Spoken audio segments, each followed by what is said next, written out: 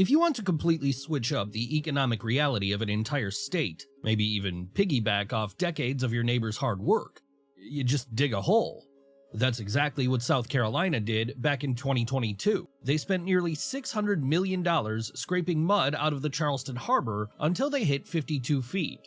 Why 52 feet? Because global shipping is really just a math problem bookended by infrastructure. At 51 feet, a fully loaded Neo-Panamax scrapes the ocean. At 52 feet, large-scale cargo shipping is possible.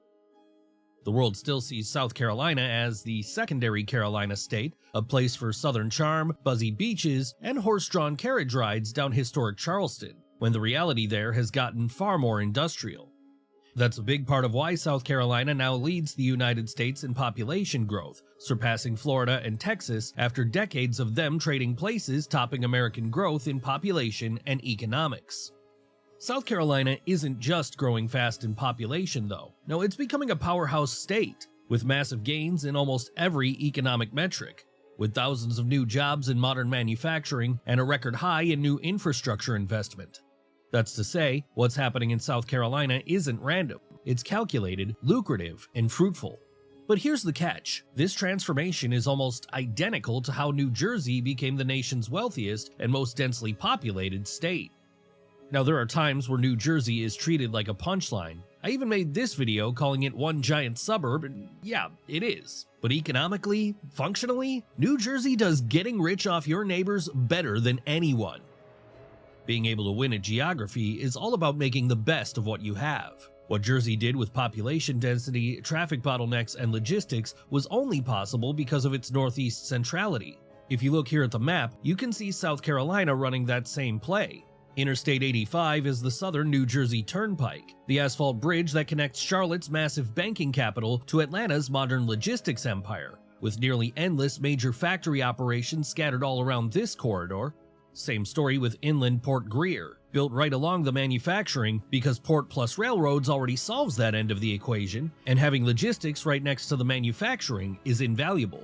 Geographic advantage alone isn't enough anymore. Creative engineering and big stakes projects are what made this second-thought state top of nation in percentage-based population growth, recently hitting a new all-time high population of 5.6 million. The world's largest BMW manufacturing plant in Spartanburg was able to scale up to 400,000 luxury SUVs last year, while automakers like BMW have helped deliver a swath of new component manufacturers. Big names like Michelin, Bridgestone, and GE Stamp have already paved over thousands of acres of South Carolina's pristine farmland, turning soybean fields into a sprawling industrial hive.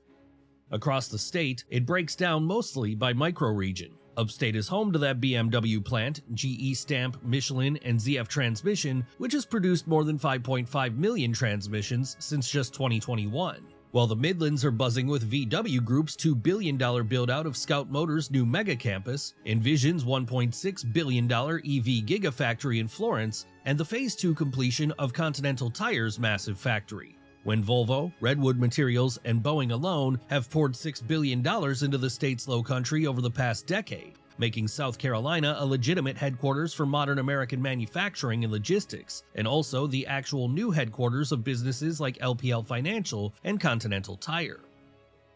Last year, South Carolina was the nation's top exporter of both passenger vehicles and tires, but South Carolina isn't just another assembly line state. It's becoming a regional powerhouse for production and supply chain management, recently passing $280 billion in annual GSP. That doesn't come from just luck, it comes from thoughtful planning and good geography. From deep water shipping on one side of the state in Charleston, to the vacation-rich Blue Ridge Mountains, to a relatively short drive from multiple major metros. Look at its North Carolina border. The massive financial hub in Charlotte isn't just growing out of room, it's spilling over into the south. Towns like Fort Mill and Indian Land have turned into southern Charlotte sprawl. It's an endless wave of new builds, target parking lots, and copy-and-paste cul-de-sacs, as the state trades calm and quiet for New Jersey-style density. But that's where the math gets problematic, because when you engineer an economic miracle, somebody has to pay for it.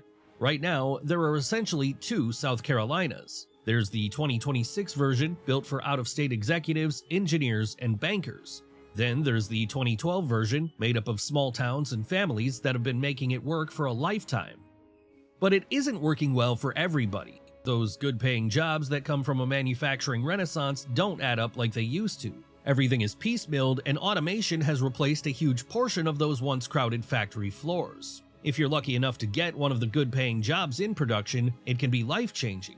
But many of the new jobs are coming from the service industry, known for fast-following growth. With 40% of South Carolina households now classified as ALICE, when South Carolina, once known for its excellent affordability, is getting more and more unaffordable.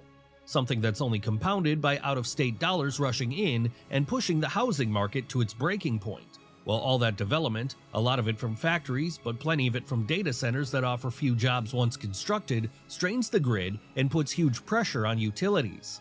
When growing pains can be felt everywhere from interstate congestion and crowded schools to public services that often fail to grow at the rate of America's fastest growing state.